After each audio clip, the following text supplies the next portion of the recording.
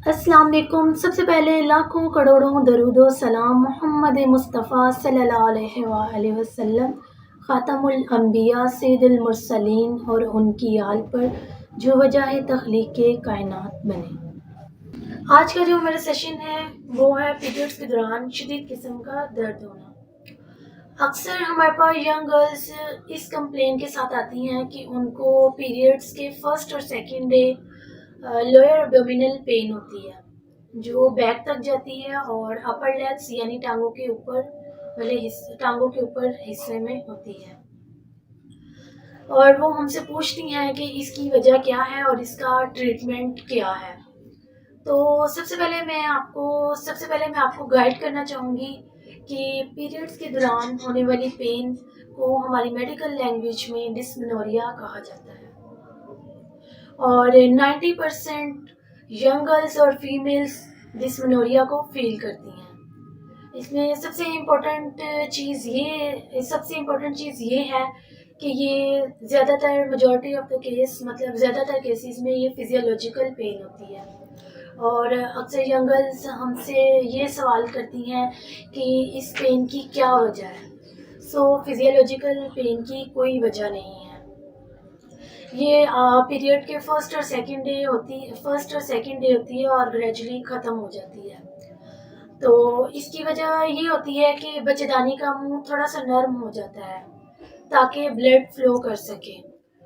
और जब blood service throw से गुजरता है तो इससे आपको वेव और डल किस्म की पेन होती है जिसे नॉर्मली हमारे पास पेशेंट कंप्लेन लेकर आते हैं कि बेड से उठा नहीं जाता।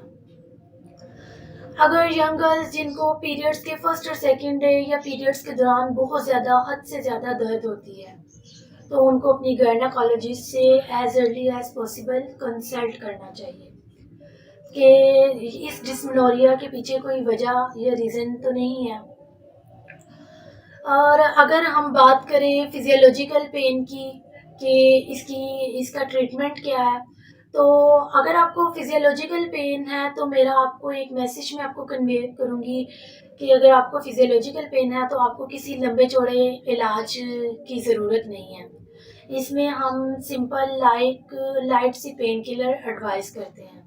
लेकिन अगर आपको बहुत ज़्यादा पेन हो रही है और समटाइम्स इसकी रीज़न बच्चेदानी की जो अंदरूनी झिल्लियाँ होती हैं उनका पेट के दूसरे हिस्सों में मौजूद होना या फाइबर्स होना आपको या पॉलिक ये पेन का बाइस बन सकती हैं।